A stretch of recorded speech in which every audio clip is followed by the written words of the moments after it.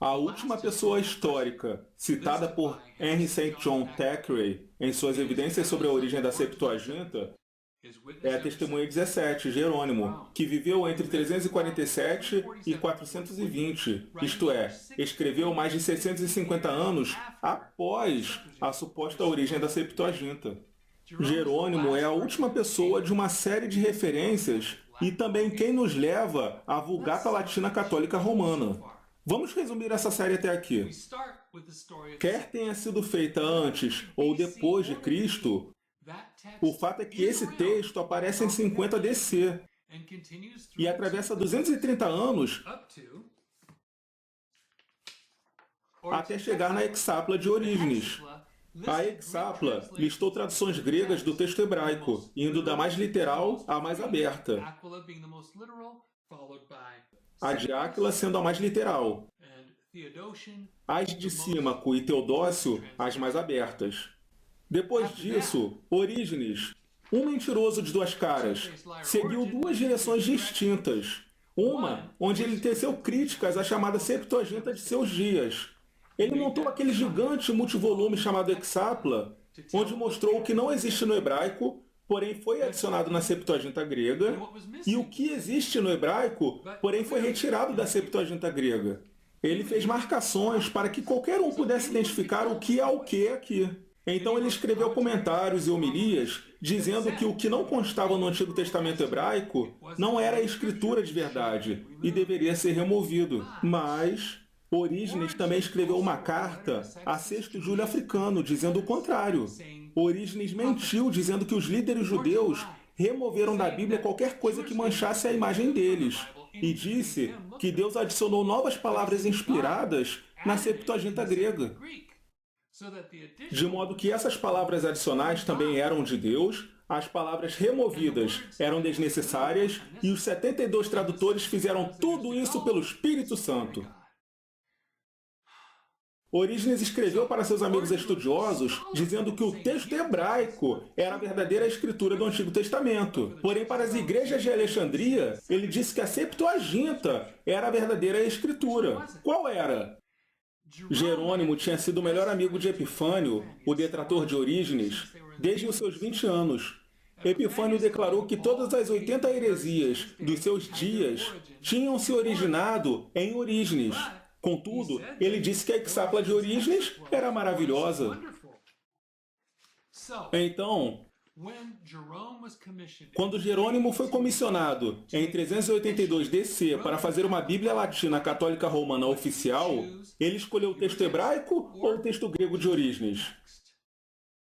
É onde entra Agostinho de Hipona, o famoso católico sobre quem tanto ouvimos falar, o autor de Confissões e Cidade de Deus. Ele amava o texto grego de Orígenes e escreveu a Jerônimo dizendo que ocorreria uma divisão na igreja caso Jerônimo não fizesse sua Vulgata Latina Católica Romana com base no grego de Orígenes. Agostinho implorou a Jerônimo em cartas escritas durante 11 anos, de 394 a 405 DC, para que ele mudasse qualquer parte que não estivesse de acordo com os 70. Só que Agostinho não tinha o texto da Septuaginta. O que ele tinha era o texto de Orígenes, da quinta coluna da Hexapla, com todas as suas notas adicionais. Então Jerônimo basicamente disse a Agostinho: se você quiser uma Septuaginta pura, basta remover todos os locais contendo asterisco.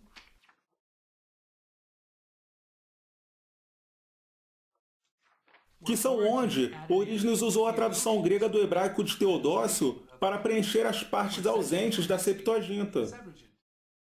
Ele chamou Teodócio de judeu e blasfemador, alguém que Orígenes jamais deveria ter copiado. Perante tudo o que ele disse, parece que Jerônimo queria fazer uma Bíblia em latim que realmente obedecesse o hebraico. E isso é o que meus professores do seminário Fuller disseram. Eles disseram, abre aspas, Jerônimo foi o primeiro crítico textual moderno, pois ignorou a obra de Orígenes na Hexapla, fecha aspas. Se Jerônimo tivesse feito um texto latino direto do hebraico e tão somente do hebraico, isso teria sido maravilhoso, mas surpresa! Ele não fez. Eu verifiquei vários especialistas para descobrir como Jerônimo realmente montou seu Antigo Testamento, a Vulgata Latina Católica Romana.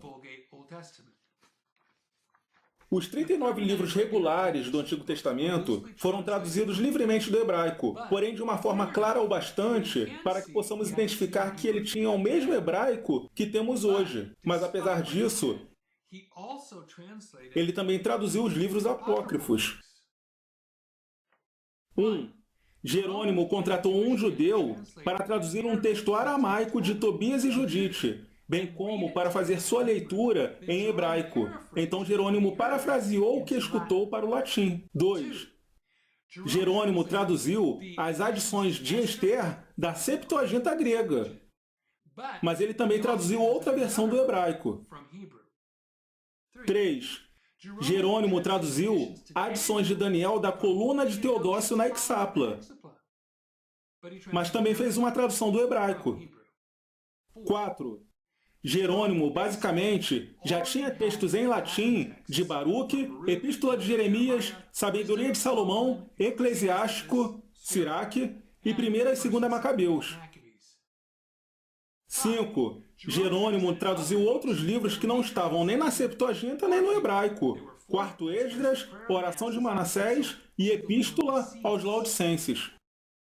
Resumindo, Jerônimo escreveu contra a Septuaginta, porém de qualquer forma traduziu partes dela. Jerônimo escreveu em seu prefácio de Jó, abre aspas, os judeus Áquila, Símaco e Teodósio, hereges judaizantes, fecha aspas. Sendo que o Antigo Testamento Latino Católico Romano de Jerônimo combina com todos os tipos de fontes existentes, incluindo eles.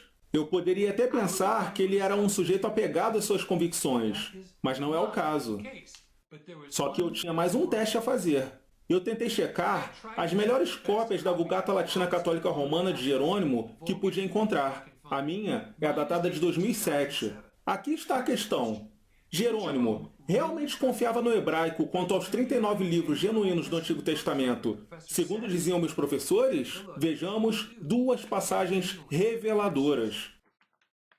Gênesis 3,15. Com uma única palavra, a doutrina foi mudada. Na Bíblia verdadeira, Deus disse à serpente, pode ler comigo se quiser, e porém inimizade entre ti e a mulher, e entre a tua semente e a sua semente. Esta te ferirá a cabeça, e tu lhe ferirás o calcanhar. Esta se refere à semente da mulher, que é Jesus Cristo.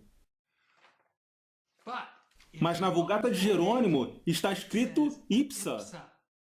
Ela. E ele usou ela para se referir a Maria. É por isso que você vê todas aquelas fotos e ídolos de Maria, mundo afora, com os pés sobre uma cobra. Tudo culpa de Jerônimo. Nem na Septuaginta tem isso. Os católicos romanos aprenderam a mentira de Jerônimo de que Maria é a rainha do céu, comediadora com Cristo, e quem realmente esmaga a cabeça da serpente, vence o diabo e traz a salvação. Blasfêmia! E isso mediante a Vulgata Latina Católica Romana de Jerônimo. Foi traduzida para o inglês na Bíblia do Reims de 1610, que ficou em circulação até a Bíblia da Confraria. Então, a nova Bíblia americana tomou o seu lugar. E quanto ao Salmo 14,3, que é 13,3 na Septuaginta e na Vulgata? O latim de Jerônimo copia o hebraico ou acrescenta as palavras de Paulo em Romanos 3, de 13 a 18? Surpresa! Assim como a Septuaginta, Jerônimo acrescenta cada palavra de Paulo. Aqui está. Vulgata Latina à esquerda, do Reims à direita. Será que os católicos romanos admitiram isso? Olhe os comentários deles. Abre aspas. Aqui, muitos textos gregos e latinos inserem as citações do Antigo Testamento que foram combinadas pela primeira vez em Romanos 3, de 13 a 18. Fecha aspas. E aqui está uma nova Bíblia americana de 1970. Mesma nota. Lembre-se, de 405 a 1970, os católicos romanos tinham uma Bíblia oficial que acrescentava as palavras de Paulo em Romanos 3, de 3 a 18, no Salmo 14:3. Se eles estavam dispostos a mudar as palavras de Deus aqui, o que mais estavam dispostos a mudar? Obviamente, Jerônimo não é confiável. Além de não traduzir o Salmo 14:3, ele inseriu uma heresia em Gênesis 3:15 para insinuar que ela, Maria, feriria a cabeça de Satanás, o que doutrinou gerações e gerações de adoradores de Maria. Agora, vamos finalmente ver o que ele disse sobre a origem da Septuaginta. Este é o prefácio de Jerônimo ao Pentateuco. Abre aspas. Eu não sei quem foi o primeiro autor mentiroso a inventar as 70 células em Alexandria, onde separadamente eles escreveram as mesmas palavras, sendo que Aristeia, um dos guarda-costas do referido Ptolomeu, e bem depois dele Joséfo, não disseram nada do tipo, e sim que eles foram reunidos num único salão, a palavra latina para isso é basílica, e conferiram juntos. Veja a seção 302 de Aristeia. Não que profetizaram, porque uma coisa é ser profeta, outra é ser intérprete. Fecha aspas. Esse agora é o comentário 2.5 de Jerônimo sobre Ezequiel. Está em Ezequiel 5.12. Abre aspas. No entanto, Aristeia Joséfo e toda a escola judaica afirmam que apenas os 5 livros de Moisés foram traduzidos pelos 70. Fecha aspas. Notou? Os dois supostamente maiores eruditos de seu tempo, Agostinho e Jerônimo, insistiam em chamar os supostos tradutores da Septuaginta de os 70. A carta de Aristeia, como sabemos, diz 72. E apesar de tudo, após 650 anos de possíveis evidências, Jerônimo não disse nada de novo. Nada que já não tenhamos escutado. E ele ainda baseou sua história fora da carta de Aristeia. A testemunha número 17, Jerônimo, está dispensada.